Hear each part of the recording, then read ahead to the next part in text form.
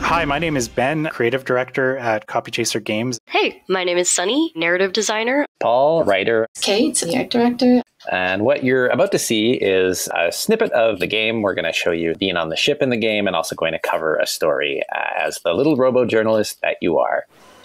Okay, so here we are with Times and Galaxy. We are on the news ship. We're walking through the garden here, and we're about an hour or two into the game. This is the third cycle. You play as a robotic intern at a newspaper that flies through space and covers all kinds of alien space stuff. Right now we're going to talk to our assignment editor, Arwen, and get our next assignment. Arwen's Zeal. Our lava lamp, the goo people. They Go, Paul!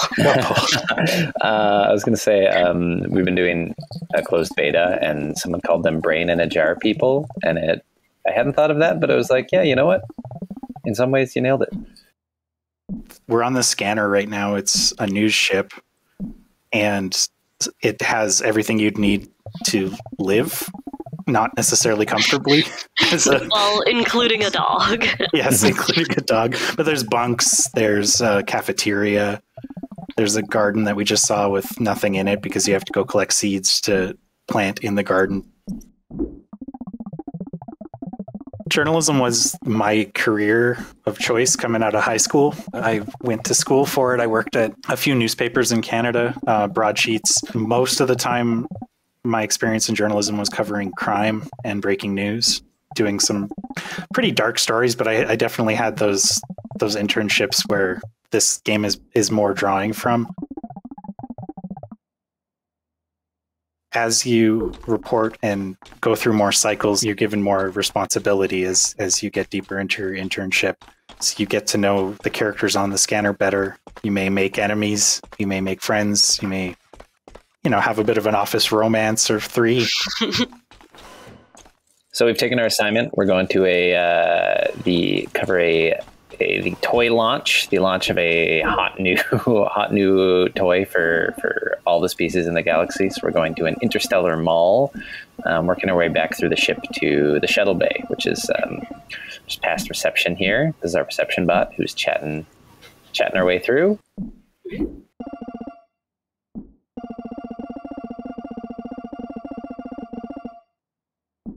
Yeah, we're just headed back to the shuttle bay, where we can hop on the shuttle and get out into space. Okay, can you tell us a little bit about the design of the scanner here? Yeah, absolutely. When I first came on board, they kind of gave me 3 different colors, and those were the colors, so the teal and the pink and the sort of lighter blue, and that was for the crew. And then this color palette that you're seeing right here is for like the staff. These are sort of the mechanical behind the scenes, and we wanted to differentiate the look between the two. So the more industrial spaces are this orange color. Cool. We see here, she is introducing herself. This is our editor-in-chief. Has just flagged you down in front of the shuttle. Tell me a little bit. One of the fun things about how you cover stories in this game is, depending on how you cover them, they can sort of take on either a sensational angle, a bit of a boring informational angle, or an alien interest, sort of a human interest angle to it. And characters will react to you differently depending on how you favor those within the game. So in this case, your editor-in-chief was calling you out for sort of very informational but very dry stories. Being a little bit boring. Yeah. Broccoli, if you will, in game. Referring to. Which broccoli comes from my real life experience when I was a reporter before I got into games. I had a colleague who would say that, broccoli was anything that you felt like you had to consume, but you didn't necessarily enjoy it. And, City Hall coverage and, different cases about, or different stories about policy and environmental issues. Anything that's like, it's weighty, it's journalism, but it's not like, oh, I'm excited to read this. Like going to a mall. It's inarguably news, but it's not very fun. Yeah. Whereas this is a crucible of fun. Arguably it's a news. crucible of fun. Well, I'm having. So this is the Marta Loop shopping center, which is sort of based on giant malls of the world, where we're from, specifically West Edmonton Mall. I think it's now the second largest mall in the world, or I think it's like fourth, if we're being honest. Fourth? It's no longer. Yeah. So we just picked up a 23. seed, which is one of the many features of the game, is that you can fill the scanner's garden with new plants. And the seeds are hidden all over the levels as you're going through and covering your stories. You'll see seeds, and a little thing will pop up, and then when you get back to the ship, you'll have it. And a photo booth. Take your picture. Oh my god, I didn't know you could pick it up. I've been forgetting. You just leave it there? Yeah, I've just been taking a picture of myself and then leaving them all. Just for someone else to pick up? This is something we've been talking about a lot, is like the idea of mashing up, talking a lot about leaving stuff behind. Whoops. But mashing up a future setting with weird kind of mid-century or not so modern stuff. This is observation mode. It is a mini game within our game where you can zoom in as a robot and look for details in a particular scene that you can then use to help build the story that you're ultimately building whenever you go out to an assignment like this.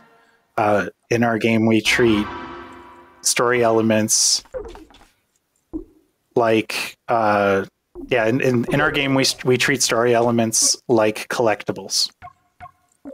And so this is our story builder, and we collect these elements that then we can use to build the type of story we want to build.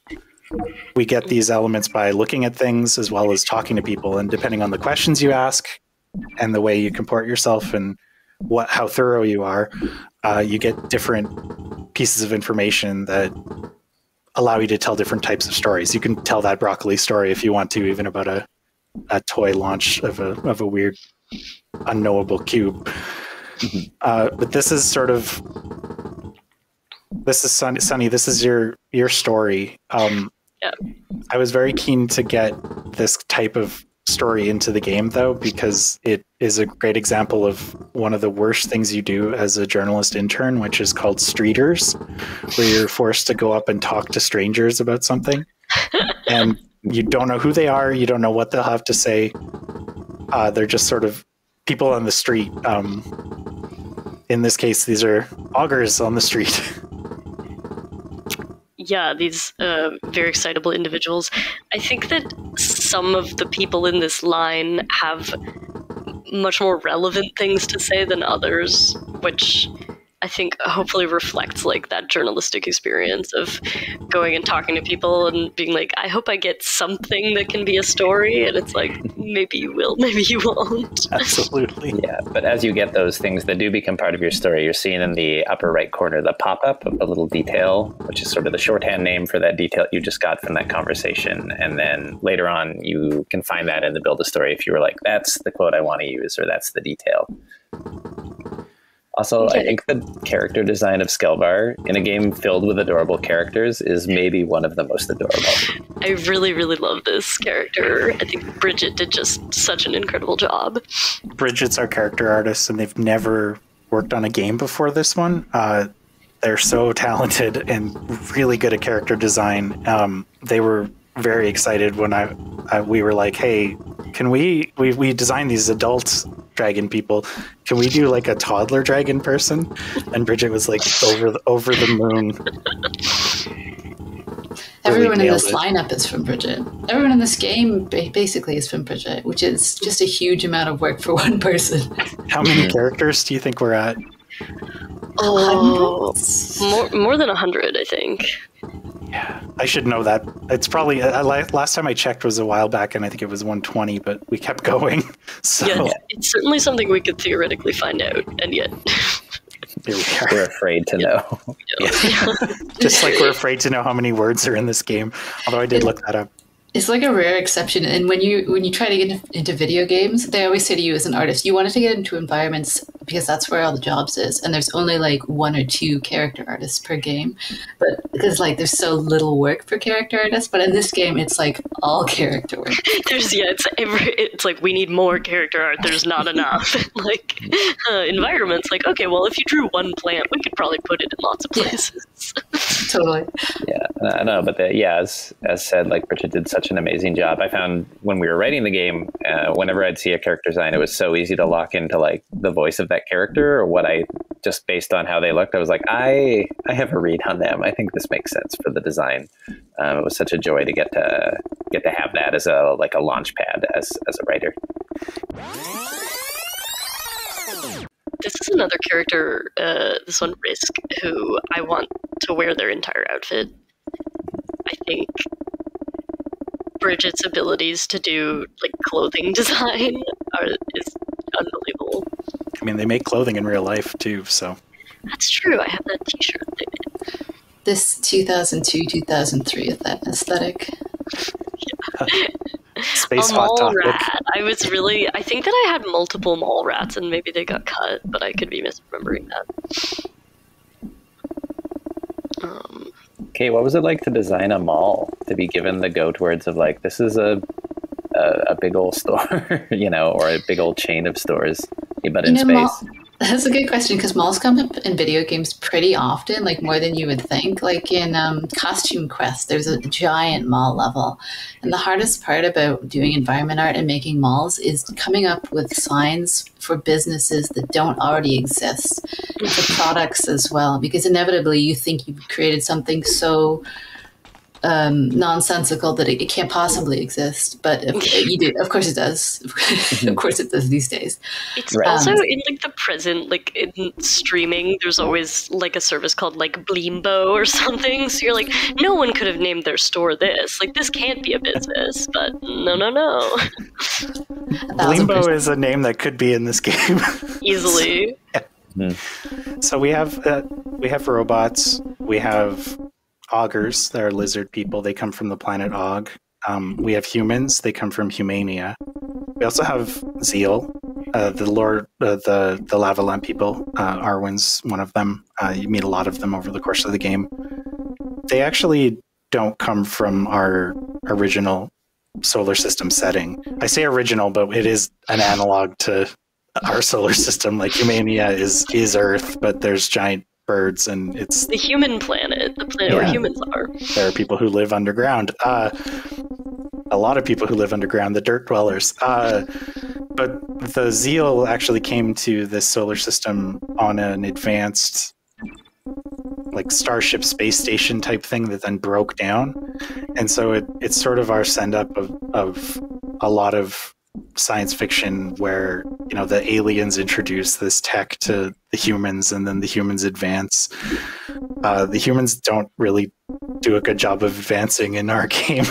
They're just chilling.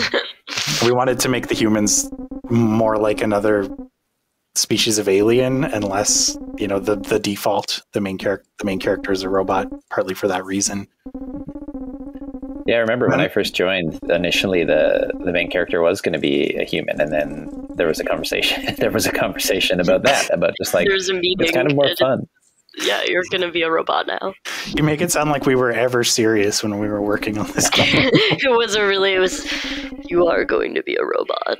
But that was it was super important to me that I brought on developers like you guys who are just weirdos. Thank you. In a good way, in the best possible way. Oh, yeah. Because I really the thing that I was most excited about this game to do is have a team of mega creative people and try not to ever tell them no unless it was absolutely necessary. I wanted it's a game where it's like, why the heck not, for a lot of the things we've done, because we were really trying to make something that hasn't existed before, right? And that's you only hard. Told me no once, and that was when I tried to put a spike trap in because it was too dark. against the Geneva Conventions. Was that a spike trap for children? Was that in the UDP or? Yes, it was a spike trap for children. Yes. Yeah, that might have been a little too But dark. by children for children. Right. It's part of a Model UN debate. It fits. I love Clerkbot is one of the characters that kind of does and doesn't recur, because Clerkbot is like a generic type of robot. You'll meet other Clerkbots throughout the story, and same with there are various janitor bots around space that you can encounter. Some have more personality than others. Ditto with police bots. Our security bot who runs security on the scanner is a kind of a adapted police bot model who is just a jerk who loves gardening. But the part of our kind of lore around the robots is they're created for a purpose in this setting, and then they go out and do that purpose. But as they spend more time, quote unquote, alive, the more they develop their own personalities. So you're able to, over the course of the game, become more charismatic through an upgrade. And you can really kind of become the robot journalist that I'm assuming everybody's always dreamed of becoming. Yeah, you can finally realize your potential as a robot journalist. So now we've more or less picked our story. Putting together a fairly sensational story here. We're going to go back to the scanner to file it.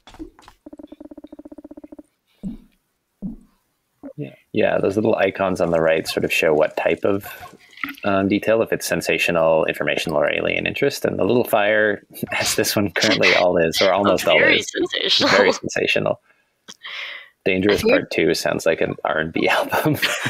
It would be great to go back and switch to the just no one had anything interesting to say. Like a really absolutely rag tabloid piece, but nobody was really talking. Satisfying sound. So now we're rated on how thorough we were, meaning how many things we interacted with, our reputation and readership based on the story we filed, and it is very sensational. Right, so readership went up, but reputation went down. Yeah, so we were peddling rumors. And that's the scanner, and we're back for our next cycle now. We wake up in our charging station because we're essentially a walking iPhone, and we need to recharge. There's Yar. We're just running past Yar. This is Bunks. This is where all of the reporters and crew members and editors sleep on their downtime. And where they play wonderful games. Like De-Risk. Yeah. Can you talk a little bit about that sort of like designing like a space that's both like a workspace and also like a home, or like a small home for these people when they're on the ship? In space with wood. Yeah. I think if you've ever worked and lived in like an institutional job, you sort of are well acquainted with the idea of like the bunk room. And I was an Ontario Ranger for a while, and like there's this tone that you get where it's like vaguely supposed to be comfortable but kind of uncomfortable at the same time because you're in such close quarters. It's trying to channel that feeling of corporate has said this is cozy to you. Yeah, your mandated comfort pod. Like, I'm not feeling that comforted, to be honest. So we're going to go into archives here. Why are we going into archives, you say? Because we have a special friend. Is in here. It's our goo dog puff piece. A beautiful goo dog. Can you pet the dog? Of course. Yes, you pet the dog. But you can Don't also walk not. away. Yeah. Oh, thank God. Oh.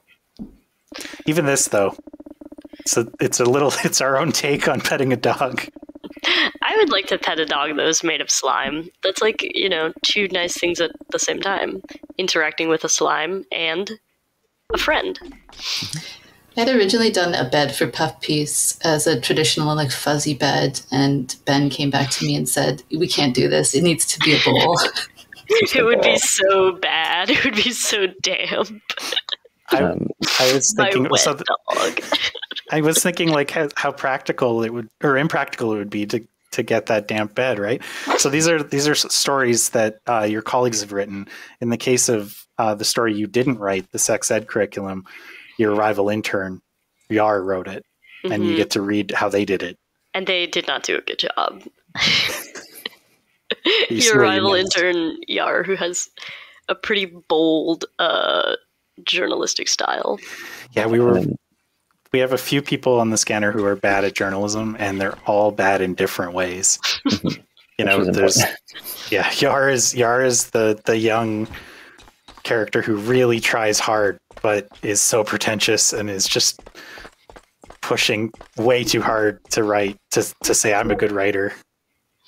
And then checking in with your editor, which is kind of like whenever you want to like move on to the next mission, like Arwen is sort of your touch point, because they'll give you your next assignment, whatever it is. You can also check in, as is happening right now, about how your performance is going, how the writing you're doing is bringing up or down readership and reputation. And those have effects on how people see you in the game, as well as the final cycle of your internship. Things go in wildly different directions depending on whether you've favored sensational, favored informational, or favored alien interest. And then your reputation and readership have additional consequences on top of that, mostly whether you get to keep your job or not.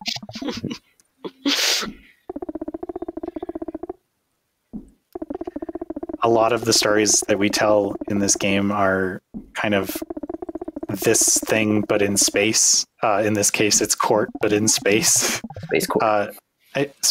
We also have another entire species of alien we haven't talked about, the Verge. There's one. Oh, yeah. We also have one more secret species of alien that we haven't talked about. Because they're secret. Because they're secret, but they are there. Yeah. You may or may not encounter them as you go. Depending on the choices you make. I like a lot of the little mini scenes like this, where it's two characters who are not you talking to each other in the game. Whether or not they are connecting or already have a relationship or trying to connect and failing. It really does feel like just sort of like a buzz in newsroom. It also reminds me of like newsrooms I worked in. It's like everyone's kind of got their side thing going on, or their like silly bet, or their like conversation about this or whatever. Or a relationship in a couple also cases. In some cases. So that's the mechanic in his younger days. He was a beefy. I think some of the early feedback we got was that this game is surprisingly like suggestive, and I think it's suggestive in that very like that good gently way. I don't know, yeah, in an E for everyone way, in a or E10 plus at least, in an E10 plus way. Oh, Shuttlebot X, my little friend. So Shuttlebot X is kind of the keeper of your upgrades. We talked about how you can become the robo that you dreamed of being. Shuttlebot X is the character who helps you reach your full potential. Yeah, you can go chat with them and then ask them to work on different upgrades, which give you different abilities as a little robot. One of them gives you more charisma. One of them lets you sort of see things you can interact with in an easier way. One, which you get very immediately, helps you run, goes fast. But yeah, just lets you build your little guy the way you want to. Shuttlebot X is a significantly hacked version of our typical Shuttlebots who speak in beeps and boops and are generally just like up for shenanigans. They're little troublemakers. And they are also, all three of them are identical, but they are three unique characters under the hood. There are three distinct Shuttlebots. Your hustle boots, which allow you to run.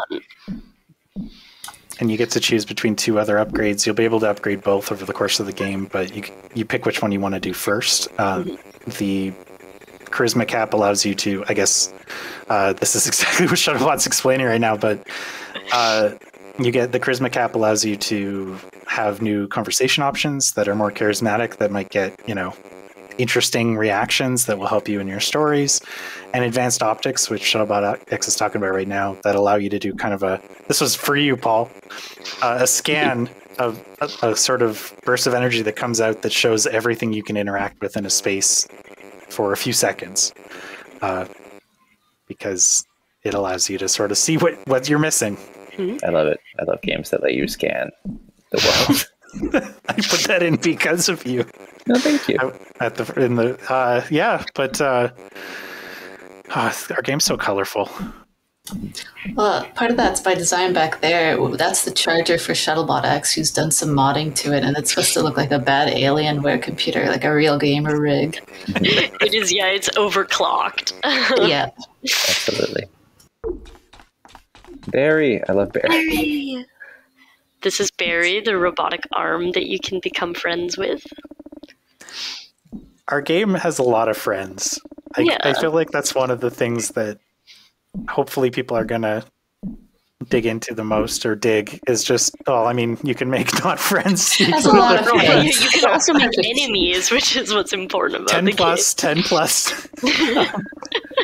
And I don't know, is it less offensive if the finger's pointing away from you as a player? I think obscene, it's not of the obscene gestures of the world, it's not that bad. So this is part of my worst decisions for you guys that are maybe the best decision for the player, is that every interaction on the scanner, depending on the cycle, is unique. So you won't see the same thing. There's like 17 interactions for every prop in the scanner. Every day it's a new thing. Even if you've clicked on it yesterday, it'll be different today, which did take a lot of... There was some It took a long time. Yeah. It took a long time and a lot of spreadsheets, but I am glad we did it because I think it's a lot of fun. And that's Times in Galaxy. Space Court. A section of it, 1/17 of our game. And we didn't really talk to many people because we're trying to go pretty quick. One part of 1/17. Yes. So thanks for taking a look at our game. Wishlist it or tell friends about it if you're interested. Thanks very much to the London Games Festival for having us. And thanks to everyone who watched. Hope you enjoyed it. And we'll see you in space. In space. In space.